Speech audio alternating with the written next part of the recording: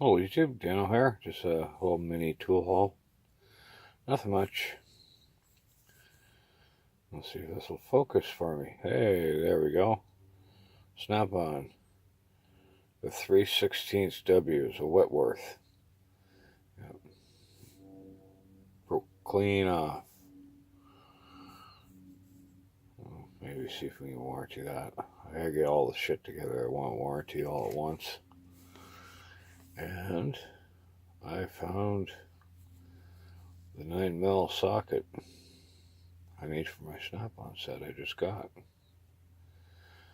This one's American made. I found this little beauty. It's a 1/4-inch Craftsman. That's probably an inch, maybe a little bit bigger.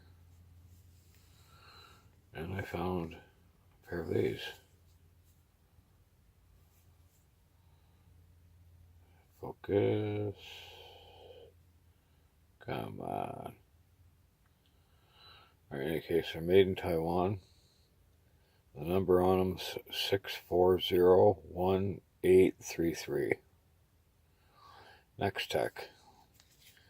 Pair of flush cuts.